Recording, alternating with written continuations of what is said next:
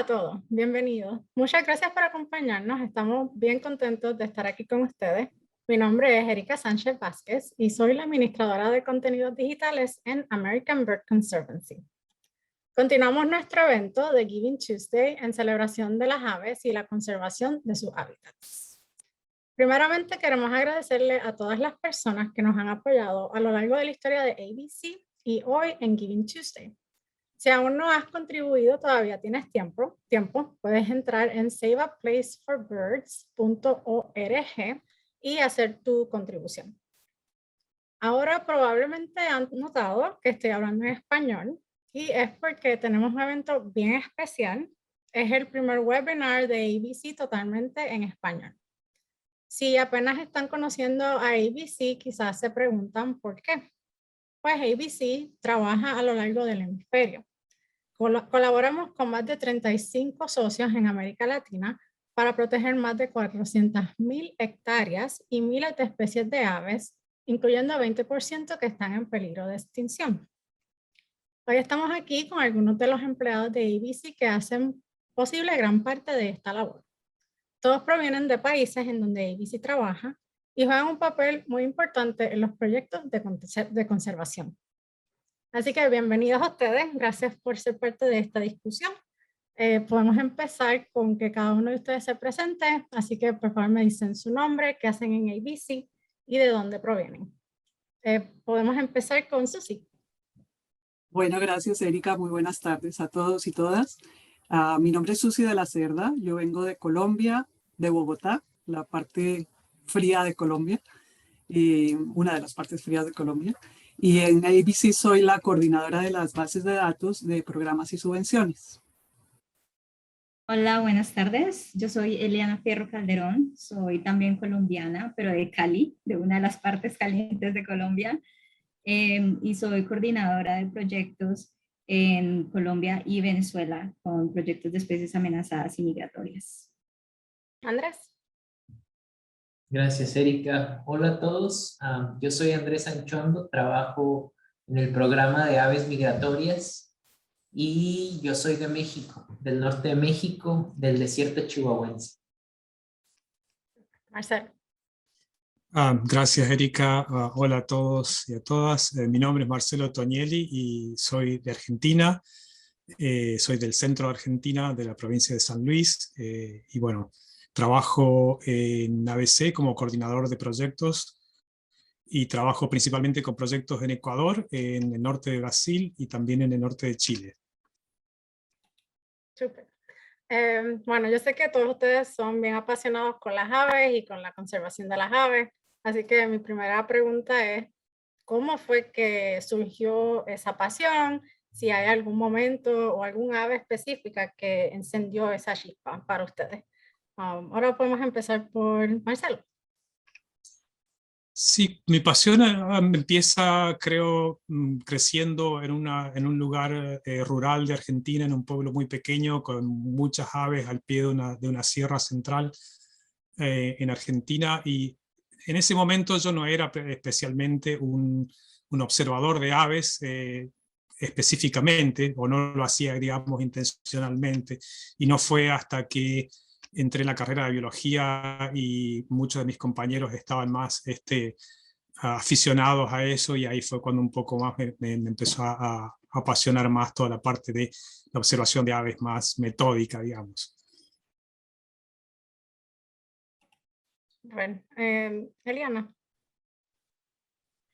Bueno, yo creo que en mi caso no hubo un evento como en particular, pero cuando yo estaba en la universidad, que estaba tomando la clase de ornitología, nuestro profe de ornitología era muy apasionado por las aves. Entonces, las pajareadas no eran simplemente como, es esta especie o esta otra, sino que te contaba toda la historia natural, la ecología, el comportamiento. Entonces, como el hecho de poder estar ahí en el bosque o en la laguna viendo la especie hacer todas estas cosas fantásticas que ellas hacen en su hábitat natural, fue como muy encantador, como una vaina que yo decía, wow, esto es increíble. y, y sí, o sea, yo creo que fue culpa del profe Humberto que yo estoy aquí en este momento trabajando con aves. Ok, vamos entonces con Andrés. Sí, pues yo empecé muy tarde con la pajareada, con el gusto por las aves. Yo empecé con un pajarero que me pidió que lo llevara a pajarear. Íbamos manejando por la carretera y vimos un pico grueso azul, un blue grosbeak. Entonces él me prestó sus binoculares y vi esa ave y quedé encantado. ¡Wow! Un pájaro azul, no lo podía creer. Entonces desde ahí empezó mi interés por las aves. Así que desde entonces ya tengo más de 6 años pajareando. Yo estaba casi estudiando biología y no había tenido mucha oportunidad de observar aves y vino mi amiga, que hasta hoy en día somos muy amigas y hemos trabajado mucho juntas, que estaba haciendo su maestría en ornitología en Costa Rica. Y llegó a Bogotá y me invitó a pajarear. Y fuimos a un sitio muy cercano, como unos 40 minutos de Bogotá, en Tabio. Y lo primero que vi fue un clarinero, una ave que es de la familia de las tangaras, roja y negra y azul. Y yo de verdad no podía creer que eso estuviera ahí tan cerca de la tierra fría, porque en tierra caliente sí hay muchas aves coloridas. Y de ahí, bueno, eso estuvimos ahí varios días, no me acuerdo cuántas especies vimos, pero seguramente alrededor de 70, 80 especies. Y ya ahí quedé yo enganchada con las aves de ahí en adelante para estudiarlas y tratar de conservarlas. Bueno, Andrés me dio gracia lo del pájaro, el pajarito azul, porque a mí me pasaba cuando llegué a Washington, D.C., que veía uno, ¡ay, ese es azul, ese es rojo! Son bien comunes aquí, el Blue Jay y el Northern Cardinal, pero siempre me emocionaba ver Sí, esos. claro, porque yo crecí en la ciudad, entonces los más comunes son la paloma común que todos conocemos y el que se llama en inglés el house sparrow, ¿no? El gorrión casero, gorrión inglés. Entonces, pues todos son iguales. Entonces, cuando creces sin conocer las aves, todos los pájaros son iguales. Pero cuando ves uno de color diferente es como, wow, sí, de otro mundo. Totalmente. Ahora podemos hablar quizás de los lugares. Ese es el tema de Giving Tuesday. Así que para cada uno de ustedes, ¿cuál es su lugar favorito para observar aves y disfrutar de las aves? Quizás podemos empezar por Eliana. Complicado. Yo creo que, bueno, no sé, yo creo que yo disfruto las aves en toda parte. Yo llevo apenas 2 años viviendo en Estados Unidos, entonces para mí hay muchas cosas que todavía son nuevas y siempre es una emoción ver una nueva especie para mí. Obviamente tengo un lugar muy especial en mi corazón por los Andes colombianos, porque fue donde aprendí todo lo que sé y donde recorrí muchos sitios y muchas montañas. Pero yo creo que, pues no sé, uno de los sitios como más bacanos en los que he estado es en Borneo, en Malasia. Es definitivamente, o sea, todas las especies, todas las aves son muy diferentes a los que uno conoce y de aquí, como digamos en las Américas. Entonces es bien interesante ver todas esas diferencias de comportamiento y de cuerpo y lo que comen. Y entonces, no sé, todas y ninguna. Eso suena brutal.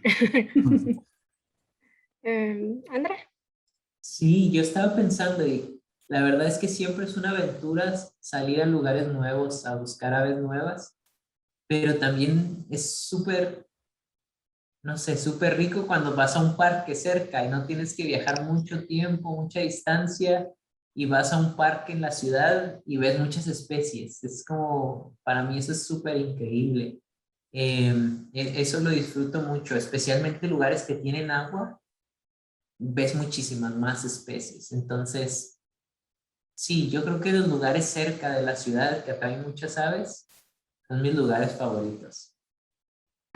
Marcelo.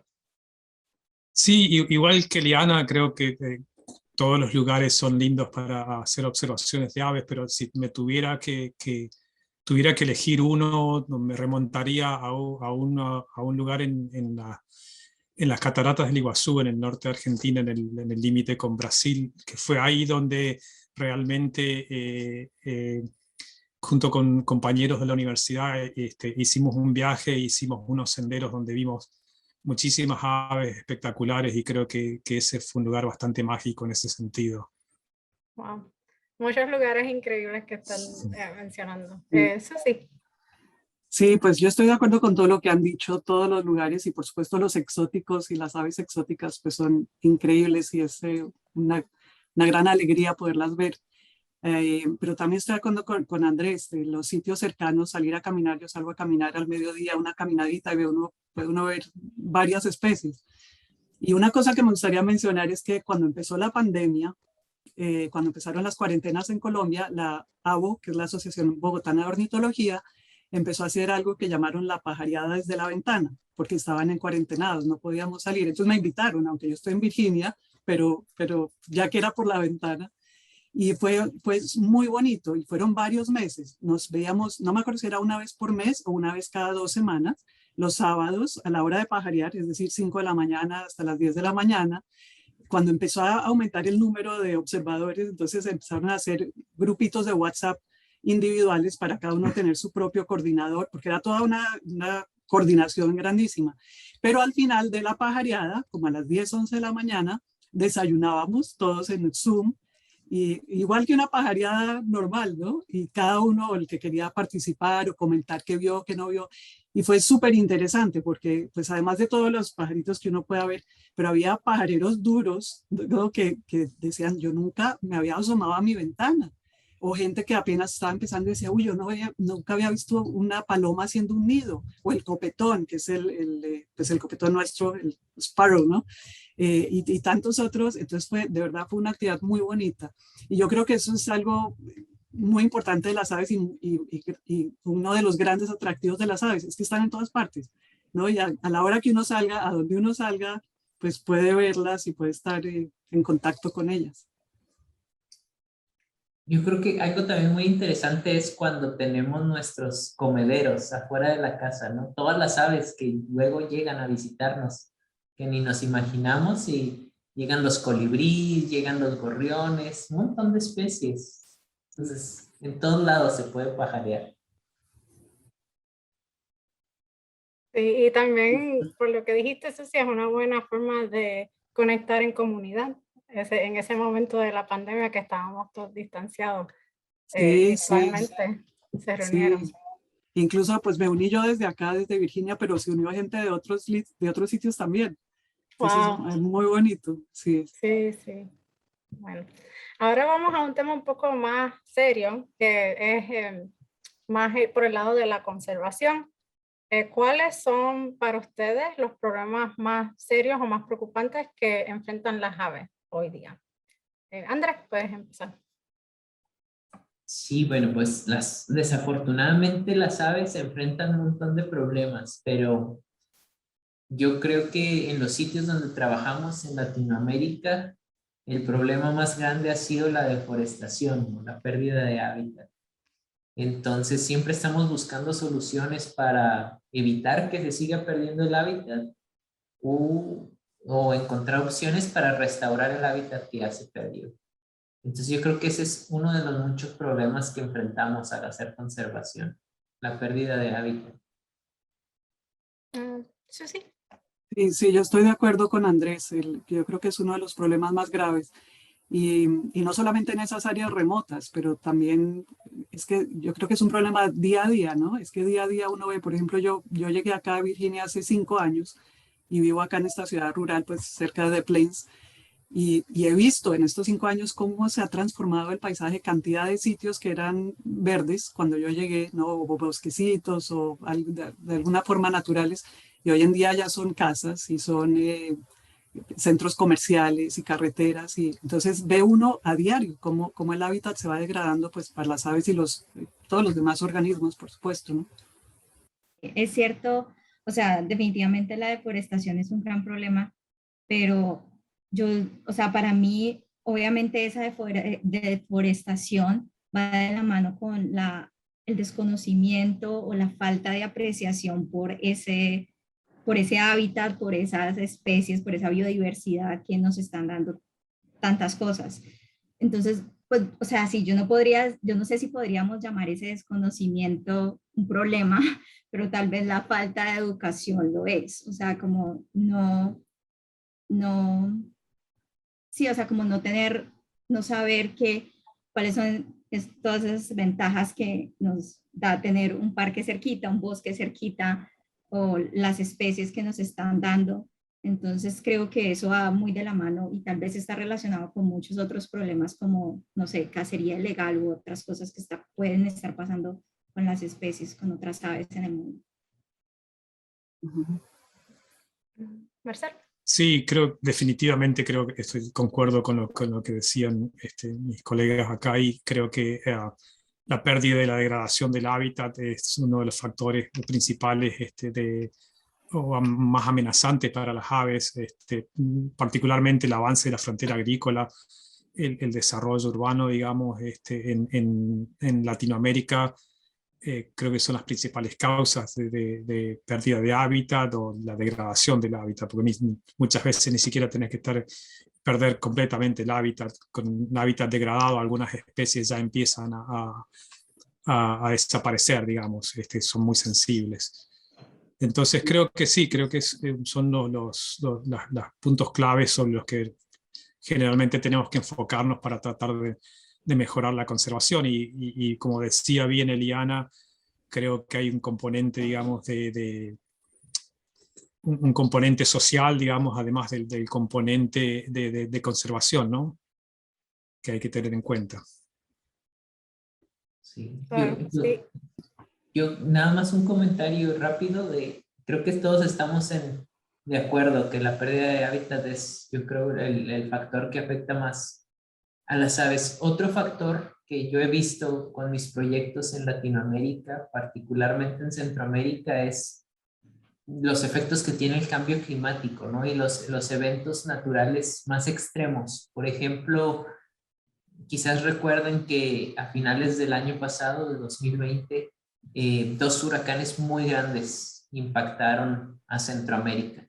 Entonces, nuestros proyectos de reforestación, pues desafortunadamente perdimos algunas hectáreas que se perdió por los vientos, por las lluvias. Igual los proyectos de reforestación que tenemos se ven afectados por la falta de lluvia, ¿no? Hay periodos donde decimos, bueno, esta es la mejor época para sembrar árboles, para plantar árboles. Plantamos los árboles y luego no llueve, pues los arbolitos están en mucho estrés. Entonces el cambio climático es otro factor que está impactando a la conservación de las aves. O el exceso de lluvia y los O el deslizamientos. exceso de lluvia, claro. También. Sí, todos los efectos que son bien distintos dependiendo del área. Y un poco más el lado positivo, que es qué proyectos conocen o están trabajando ustedes mismos que les hacen sentir esperanza a pesar de todos los problemas que enfrentamos. ¿Quién quiere empezar? Pues yo creo que lo que hace ABC realmente da esperanza, ¿no? O sea, ver una organización como ABC tan fuerte, con miras al futuro, saber lo que está haciendo, objetivos claros y con muchos logros. Eso por un lado, por supuesto. Y también todos los grupos pequeños. Es que uno ve grupos pequeños que van creciendo rapidísimo, ¿no? Y son foquitos que se van ampliando y van multiplicando todos los esfuerzos de conservación. Eso yo creo que da mucha esperanza, porque es como ver que sí hay futuro, ¿no? Sí hay, así como hay algunos que no están interesados o que no están, o no saben, que es lo que mencionaba Eliana, el que no sabe, pues no sabe lo que debe proteger o lo que puede proteger.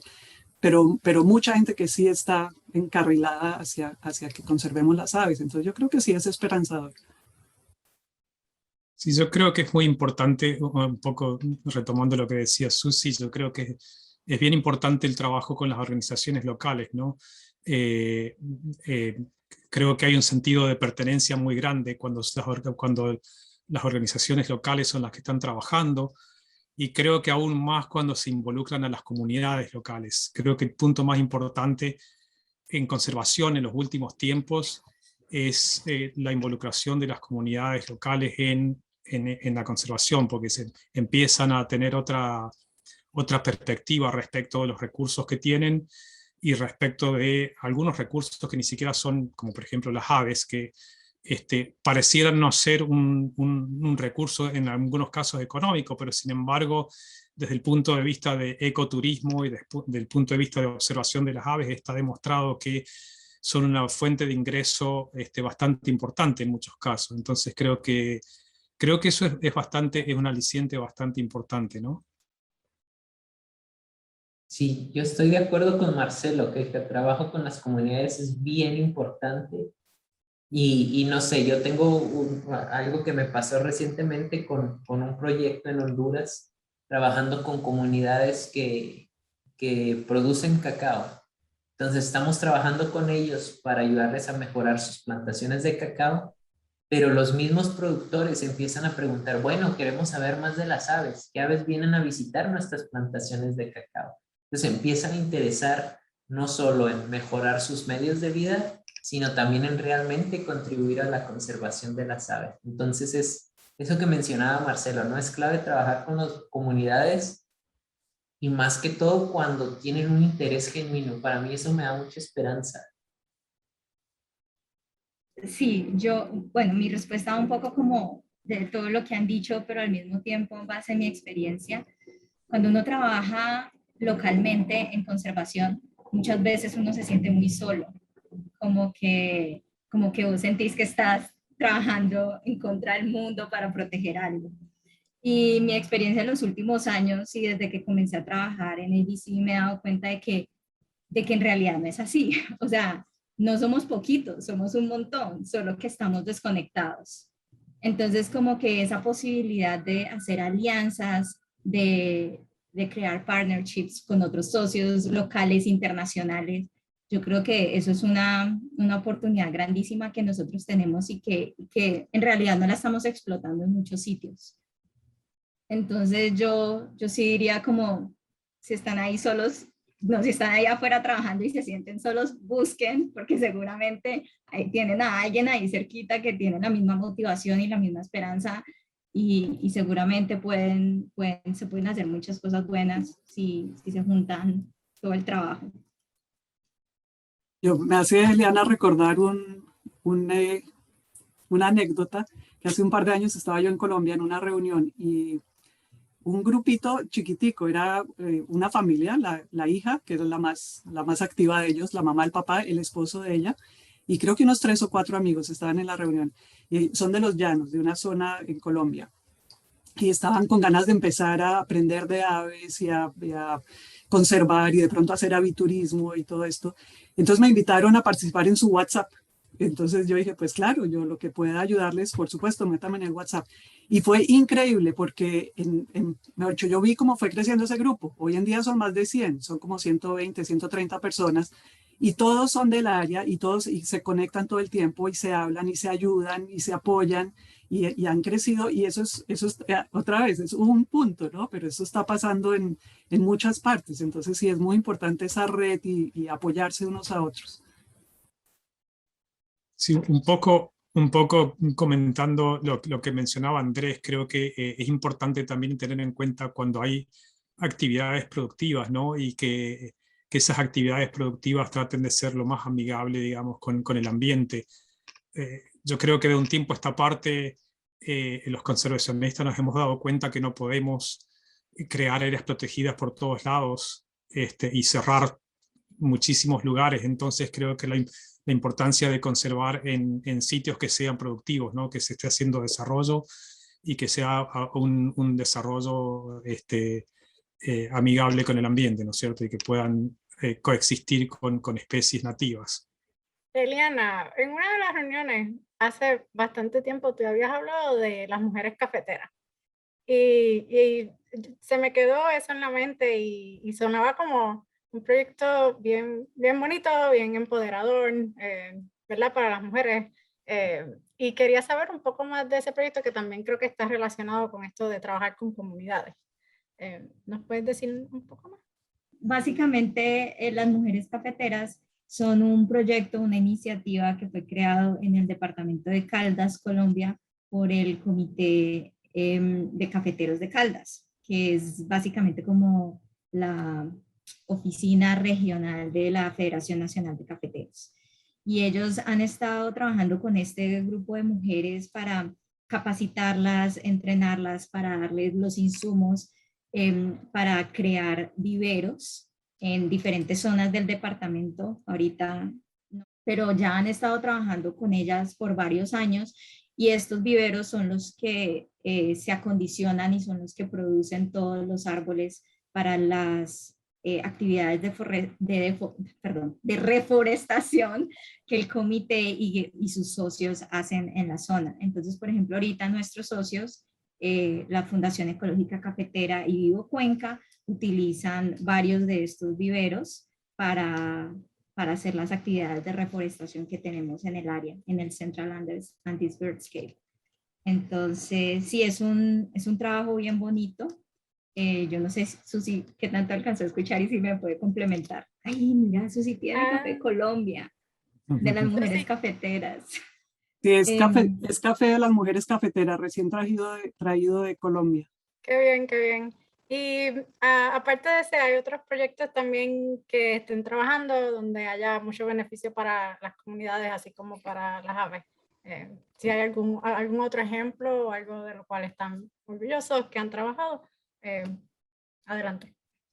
Otro proyecto que se me viene a la mente es uno que ahora maneja Eliana y que yo en el pasado también manejaba, es en Venezuela, ¿no? Es algo que muchas personas no saben, pero ABC trabaja en Venezuela con productores de café y trabajando en conjunto con nuestro socio Provita en Venezuela, pudimos certificar a los productores de café en una comunidad como orgánicos y como amigable con las aves, la certificación Bird Friendly. Entonces eso le permitió a los productores de café en Venezuela tener acceso a mejores mercados para su café. Estamos hablando que ahora con la certificación su café lo venden a 6 veces más de lo que normalmente lo venderían. Entonces es un gran beneficio para los productores, un gran beneficio para las aves porque estamos restaurando el hábitat y es una excelente herramienta para reclutar más productores, ¿no? Porque se interesan, es un incentivo grandísimo que quieren ser parte del proyecto. Entonces me hace un proyecto súper interesante ese. Sí, es bonito como en todos esos proyectos ve uno como la gente se va incorporando, ¿no? Como van viendo, porque a veces no saben, pero entonces empieza el vecino y empiezan a sembrar arbolitos y entonces empiezan a hacer talleres y qué está pasando y van aprendiendo, digamos, entre comillas, y se van interesando y también, por supuesto, tienen sus beneficios, entonces no hay pierde, como quien dice, ¿no? Es gana para todos, incluidas las aves, por supuesto. Bueno, y por último, ¿qué mensaje le quieren comunicar a los miembros y a los seguidores de ABC? ¿Algún mensaje con el que ustedes quieren que ellos se vayan de esta charla? Y yo les diría que nos sigan, ¿no? En nuestras redes sociales, que se vuelvan miembros de ABC para recibir la revista que producimos cada temporada, para que se enteren de todo el trabajo súper interesante que hacemos, ¿no? Muchas personas no saben los lugares tan interesantes en los que trabajamos. Entonces eso, invitarlos a que se hagan miembros, lean nuestra revista, lean nuestras publicaciones. Sí, yo creo que es importante agradecer a la gente que son miembros, a la gente que apoya a ABC ahora, digamos, pero también sería importante un poco tratar de que esos miembros, gente que apoya a la organización, trate de tender más redes para que haya más gente involucrada, sino apoyando a ABC, apoyando a otras organizaciones de conservación, obviamente, preferentemente ABC, pero bueno, tratar de involucrarse en cuestiones de conservación, tratar de reducir el consumo y bueno, agradecerles también. Sí, yo quisiera enfatizar de verdad que ya lo mencionamos, pues la organización, lo que es ABC, los logros que ha tenido en el pasado y los objetivos que tenemos hacia el futuro muy bien fundamentados y con buenas posibilidades de lograrlo. Y realmente, y que cada miembro, cada ayuda, sea económica o sea voluntaria o lo que sea, y todo ayuda, ¿no? Todo es importante. Y sí.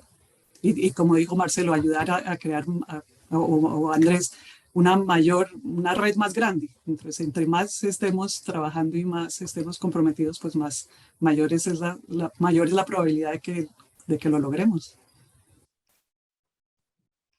Y yo creo que lo mío va a ser un poco repetitivo, tal vez, de conclusión y cierre de todos. Yo creo que definitivamente, pues, está la invitación abierta a que nos sigan, a que se enteren de lo que estamos haciendo, a que se enteren también de cómo pueden ayudar y hacer cosas desde ustedes mismos, o sea, que no es necesario tener una reserva o ser un experto o tener un montón de plata para hacer cosas, o sea, uno puede comenzar a trabajar desde poniendo su granito de arena y por supuesto, si está la posibilidad de apoyar todos los proyectos que nosotros estamos apoyando u otros proyectos que beneficien las especies y sus hábitats, sería una maravilla. Y pues, no sé, cualquier cosa que nos contacten, ¿no? Finalmente, somos un montón de gente trabajando por las aves y dispuestos a dar información de lo que sabemos y necesitamos. Excelente. Todos somos una comunidad trabajando juntos para conservar las aves. Bueno, se nos ha acabado el tiempo, así que muchas gracias a todos por estar con nosotros. Espero que hayan disfrutado de esta conversación. Como saben, las aves y sus hábitats se enfrentan muchísimos riesgos cada día. Este Giving Tuesday les exhortamos a salvar un lugar para las aves mediante una contribución a ABC. Así que visiten nuevamente saveaplaceforbirds.org para hacer su donativo. Muchas gracias. Gracias. Gracias.